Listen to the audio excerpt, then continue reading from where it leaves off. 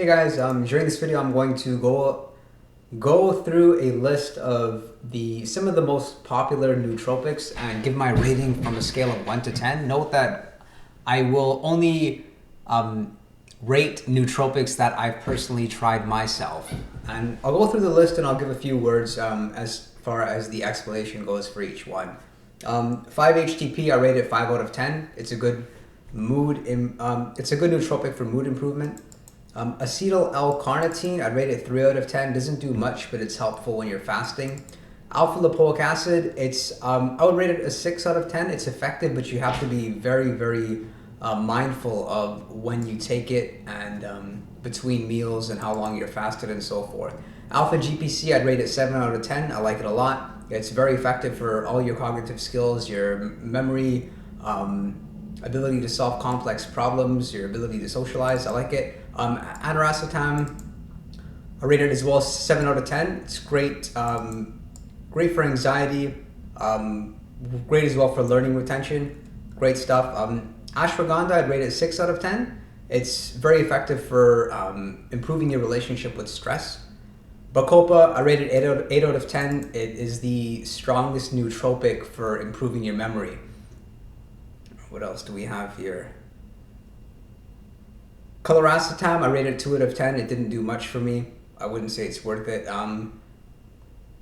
Choline's there. I rate it 4 out of 10 just because I'm assuming that they're describing choline as choline bitartrate, which alpha GPC is much better. Ginkgo biloba, I rated it 1 out of 10. Doesn't do anything for me.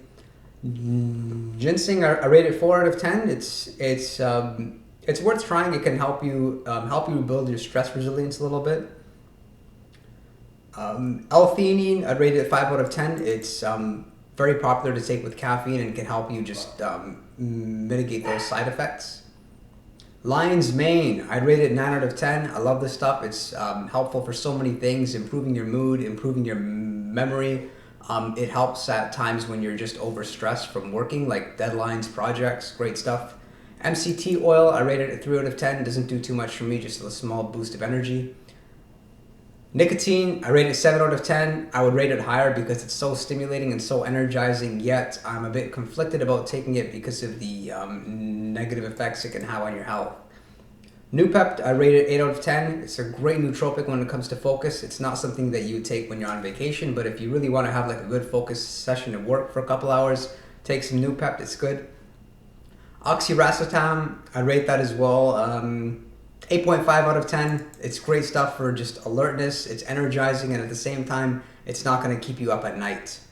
Phenylpiracetam, I rate it 9 out of 10. I think it's spectacular. The fact that you can purchase it over the counter, it's very, very stimulating, not only physically, but mentally, and can really help you focus on something for a very long, like extended period of time.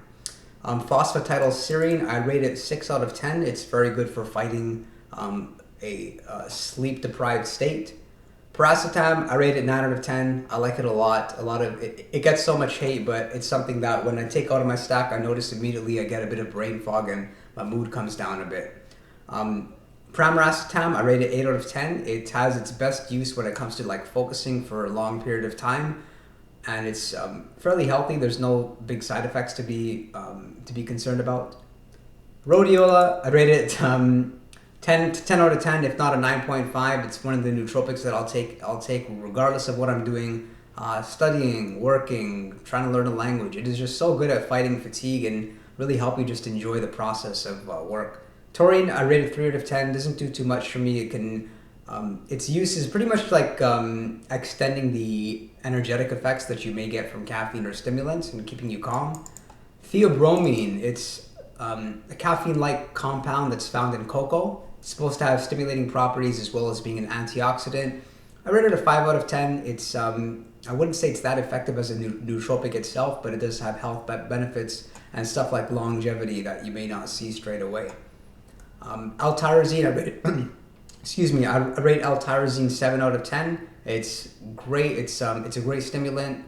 It's ideal to take something. It's ideal to take like pre-workout just for a little energy boost. And then there's valerian root. I rate it 4 out of 10. It's pretty effective in just helping you induce like a drowsy state to fall asleep at. But that being said, I would say that melatonin is a much better option. Vinpocetine, wow, I would rate it 1 out of 10. I took it for so many years thinking it did something and just hoping that everything in the research was essentially true, but it didn't do anything for me, and I don't even know why it's still sold.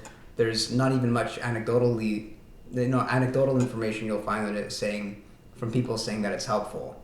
And then Yohimbine, I'd rate that 9 out of 10, just because it's a very, very interesting nootropic in that it is the only like safe nootropic you can take that will induce a euphoria.